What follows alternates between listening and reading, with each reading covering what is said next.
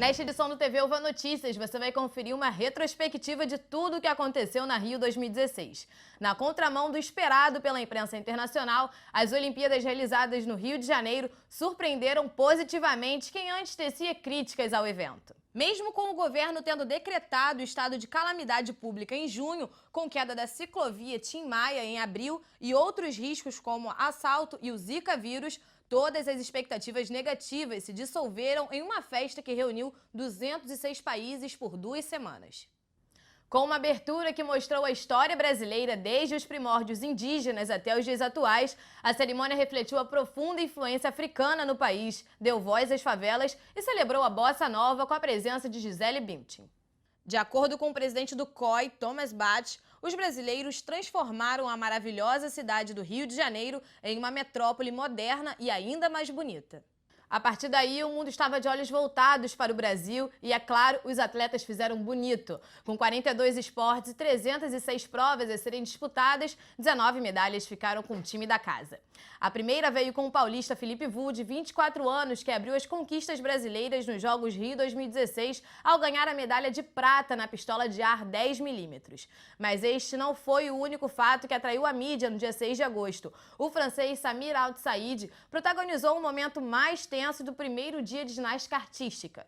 O atleta cometeu um erro técnico na classificatória e fraturou a perna. Samir, com 26 anos, era uma das esperanças da França na modalidade. E por falar em esperança, a nossa estava apenas começando. 2 dias depois foi a vez da carioca Rafaela Silva trazer o ouro para o Brasil no judô feminino até 57 quilos. A sargento da Marinha se tornou símbolo de luta pela igualdade racial no esporte e falou abertamente sobre o tema em uma coletiva que contou com a participação do goleiro Aranha, que também foi vítima de racismo alguns anos atrás. Especificamente nesse caso de racismo, se cada ato de racismo na internet for denunciado e for punido, muita gente vai deixar de fazer, não vai deixar de ser racista, mas vai deixar de cometer o ato, porque sabe que vai ser punido. Foi a primeira vez que eu sofri esse tipo de preconceito, né? Depois que eu fui eliminada nos Jogos Olímpicos de Londres, e aquilo me machucou bastante, e meu celular não parava de chegar mensagem, eu não estava entendendo nada, e só o povo me xingando, me agredindo. Pensei em parar de fazer judô, aí comecei a fazer um trabalho psicológico, voltei depois de alguns meses para o tatame, e a pessoa que foi xingada em Londres, se desistisse do judô naquela época, não traria essa medalha e essa alegria para o Brasil na segunda-feira. E não foi apenas Rafaela que representou os judocas, mas 2 brasileiros receberam medalha de bronze. Mayra Guiar na categoria até 78 quilos e o mato-grossense Rafael Silva na categoria acima de 100 quilos. Mas infelizmente não foram apenas as medalhas que chamaram a atenção. Em meio ao ápice do judô brasileiro, a violência também ganhava força. Na noite do dia 9 de agosto, um ônibus com jornalistas que cobriam as Olimpíadas foi atingido por pedras e teve as janelas quebradas. 2 passageiros sofreram ferimentos leves, dentre eles o bielorrusso Artuzov. Já no dia 11, o soldado da Força Nacional, Hélio Andrade, foi atingido na cabeça durante um ataque na favela da Maré e não resistiu ao ferimento.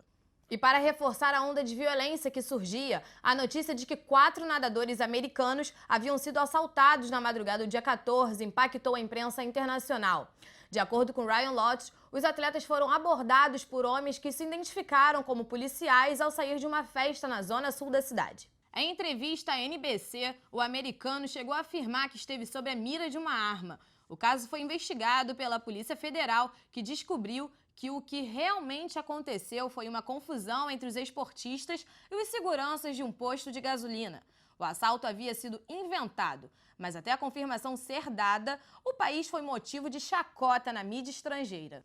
E voltando às boas notícias, os brasileiros continuavam a trazer orgulho na maratona aquática de 10 km feminina. A paulista Poliana Okimoto garantiu o bronze após a desclassificação da adversária francesa. Já a ginástica artística masculina emocionou o público ao ter Arthur Nori e Diego Hipólito dividindo o pódio. Os atletas faturaram respectivamente as medalhas de bronze e prata. Além deles, Arthur Zanetti também garantiu uma prata, só que dessa vez nas argolas. Os atletas se reuniram em uma coletiva para comentar os feitos. Há muitos anos que eu sonho com essa medalha. A gente já tinha o nosso grande espelho, que é o Zanetti. que é um campeão olímpico, voltou a ser medalhista olímpico na sua segunda edição de Jogos. A gente teve uma dobradinha do Brasil, que eu acho que isso foi o mais legal, né? Sobre a própria medalha, poder cultivar, poder dividir um pouquinho da minha alegria. A ginástica masculina está de parabéns, todo mundo conseguiu seu objetivo pessoal. Queria agradecer a todos que essa medalha aqui que a gente tem, com certeza, cada um de vocês fizeram parte, né?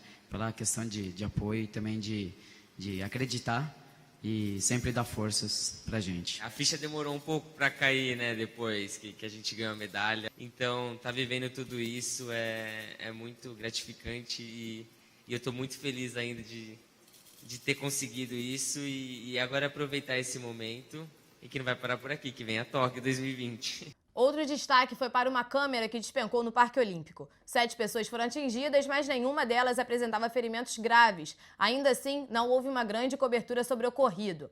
A terça-feira, dia 16, foi promissora. 2 atletas conseguiram ouro. O boxeador Robson Conceição na categoria ligeiro masculino e Thiago Braz no salto com varas. Além deles, Isaquias Queiroz levou prata na canoagem velocidade. O baiano, aliás, também foi o responsável por um bronze nos 200 metros e uma prata na canoagem dupla, ao lado de Erlon de Souza Silva. No vôlei de praia, a prata e o ouro ficaram por conta da dupla Agatha e Bárbara no feminino e Bruno e Alisson no masculino. Falando em masculino, o futebol brasileiro fechou com chave de ouro, ou melhor, medalha de ouro. O time liderado por Neymar ganhou a medalha e levou os espectadores à loucura no mesmo dia que Maicon Siqueira ganhou o bronze no taekwondo acima de 80 quilos. O ex-pedreiro, 23 anos, levou o Brasil ao pódio pela segunda vez na modalidade em todos estes anos. No último dia de competições, o vôlei masculino conquistou a medalha de ouro. Ao lado de Wallace e Bruninho, a partida marcou a despedida do líbero Serginho, que se aposentou da seleção. Em uma coletiva após o fim das Olimpíadas, o prefeito Eduardo Paes e o ministro da Casa Civil, Eliseu Padilha, realizaram um balanço do mega-evento, contabilizando os impactos e, claro, os resultados. Nós sempre ouvimos que o Brasil e que os cariocas são marcados pelo jeitinho, pelo improviso, e eu acho que esses Jogos Olímpicos mostraram muito mais do que só simpatia, jeitinho e improviso. Acho que os Jogos Olímpicos mostraram uma enorme capacidade de planejamento, de organização, de trabalho sério. É óbvio que a nossa capacidade de solucionar problemas com enorme agilidade também é uma característica muito importante do nosso povo, da nossa gente, do nosso país, mas sem dúvida nenhuma esses Jogos Olímpicos, o enorme sucesso desses Jogos Olímpicos são muito fruto desse trabalho e dessa capacidade de fazer, de competência de um povo incrível, que é o povo carioca, que é o povo brasileiro. Realmente, prefeito, o Rio de Janeiro, o legado do Rio de Janeiro, não só para os cariocas e para o Brasil, mas penso que para os Jogos Olímpicos de hora avante, será e é muito grande. Ouvi de dirigentes internacionais dizerem que, a partir de hoje, dizia ele quando falava, mas a partir destes Jogos Olímpicos, os Jogos Olímpicos no mundo serão diferentes.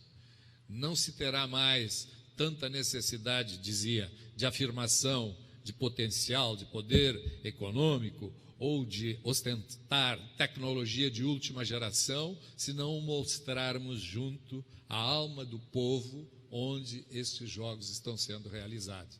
E, neste caso, a alma do brasileiro apareceu por inteiro, lá na abertura, no encerramento, quando tivemos a oportunidade de ver os atletas e a população integrando-se numa grande festa de encerramento, ao som daquilo que marca o Brasil e o Rio de Janeiro, mais do que tudo, que é o nosso carnaval.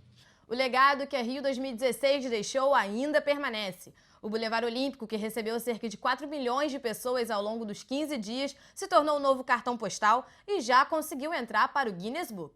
Com 15 metros de altura e 170 de comprimento, o mural realizado por Eduardo Cobra enfeitou o local e foi eleito o maior do mundo. O grafite retratou 5 etnias indígenas diferentes, desde a Oceania até a Ásia, e se tornou pano de fundo para as fotos dos visitantes.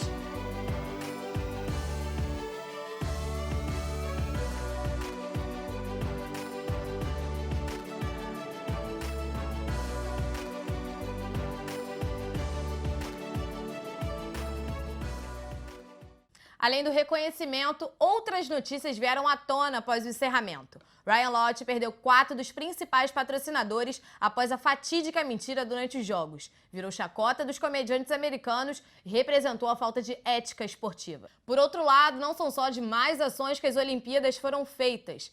O atleta polonês Pietro Molarowski resolveu dar um destino nobre à medalha de prata conquistada e leiloou o prêmio para ajudar a custear o tratamento de câncer de uma criança. Atitude inspiradora. Estas foram as principais notícias e acontecimentos que o TV Uva Notícias cobriu ao longo das Olimpíadas. Para ficar informado e saber o que acontece na sua cidade e no mundo, não deixe de assistir nossa grade de programação. Até a próxima!